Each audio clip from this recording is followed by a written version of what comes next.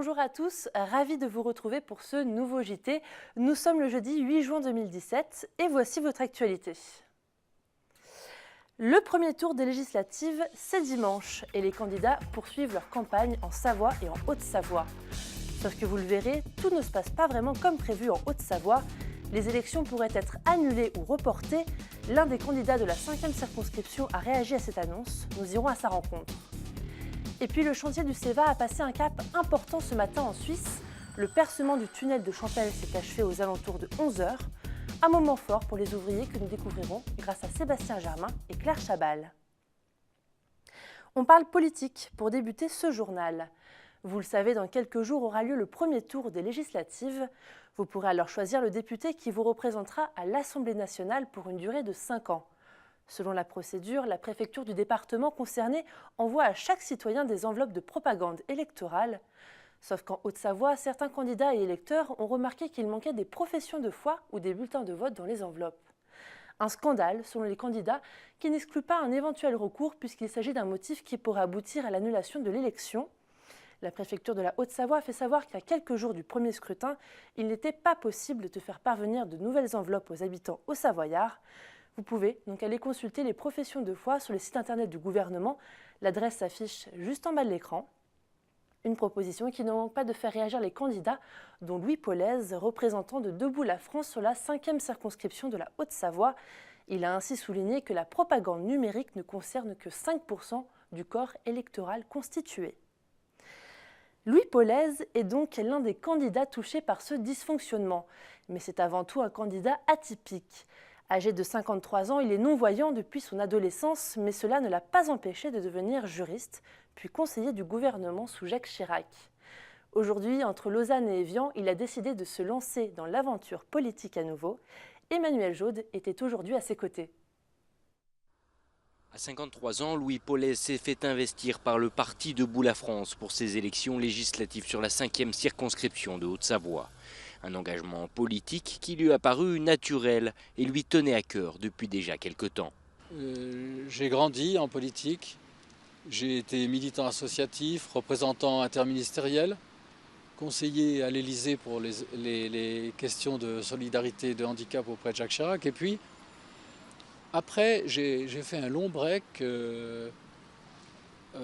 en Suisse où j'ai suivi ma femme pour les milieux immobiliers.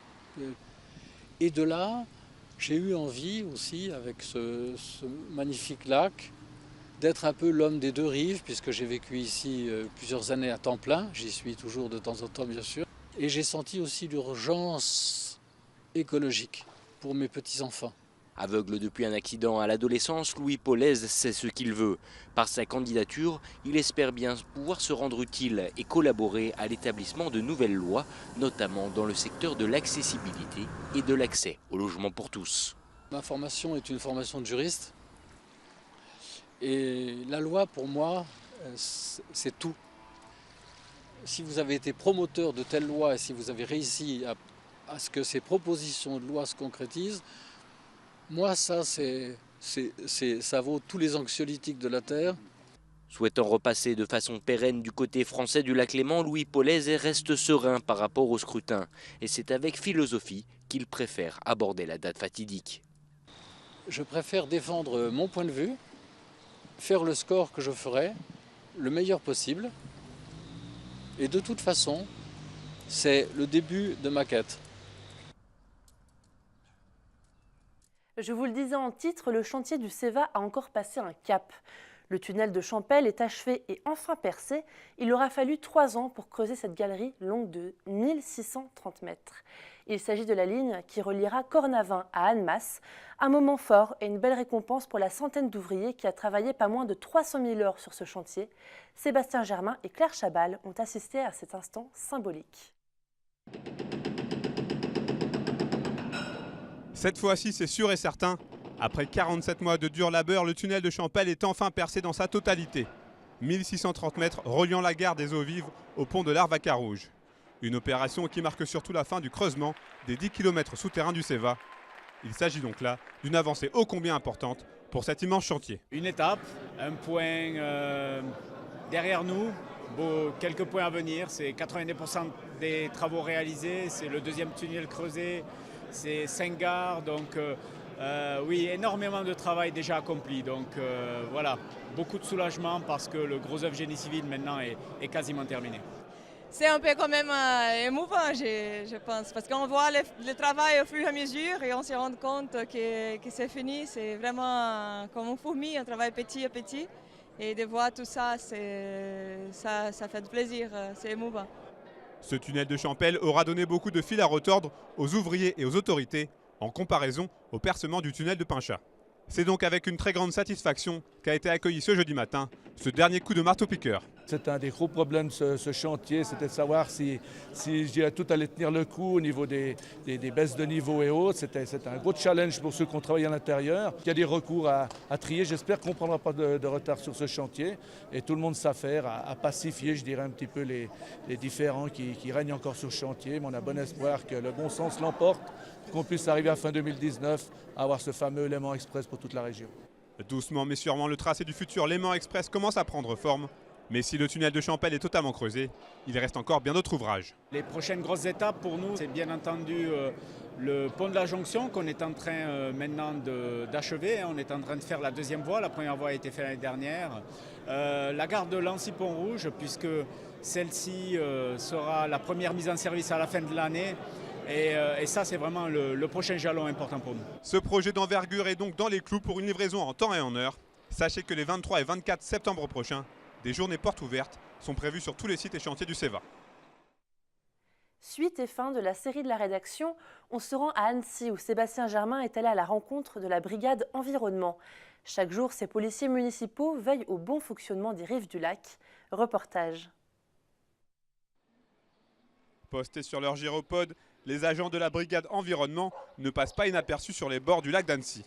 Du 1er mai au 30 septembre, les 7 agents de la police municipale d'Annecy qui composent cette brigade traquent les incivilités et font respecter le règlement intérieur des rives du lac. Notre objectif principal dans un premier temps, c'est la prévention, puisqu'on a affaire aussi à des gens, à des touristes qui ne connaissent pas forcément la réglementation. Ensuite, si on a affaire à des récidivistes qui ne coopèrent pas, qui ne comprennent pas, ça peut aller jusqu'à la verbalisation de la personne.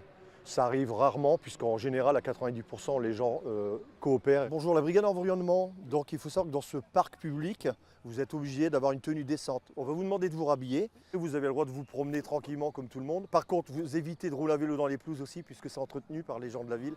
Depuis le 1er janvier 2017, cette brigade patrouille sur un secteur allant du plan d'eau de la Puya à Chavoire à Annecy-le-Vieux, commune nouvelle oblige. Créée en 2006, la brigade environnement s'appelait alors brigade verte. On assistait, si vous voulez, à des dégradations au niveau des pelouses. On assistait aussi à un irrespect du domaine public, où tout le monde faisait un petit peu ce qu'il voulait. On assistait aussi à un paquet qui devenait plutôt un centre de pique-nique, etc. Et ce n'est pas l'objectif du paquet, quoi. Alors que l'été et les touristes vont arriver, le lac d'Annecy, véritable vitrine du chef-lieu de la Haute-Savoie, doit donc renvoyer une image plus qu'irréprochable. C'est fondamental pour l'image de notre ville.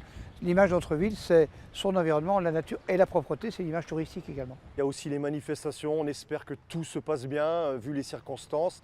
L'année dernière, tout s'est très bien passé. On souhaite que toutes ces manifestations, style Fête du Lac, se passent bien pour le public. Et voilà, et nous, on sera contents à la fin de la saison, pour tout le monde. Autre particularité de ces policiers municipaux, le gyropode qui leur sert de mode de transport, un véhicule atypique qui leur donne une image plutôt sympathique. C'est inimaginable le nombre de gens qui nous prennent en photo.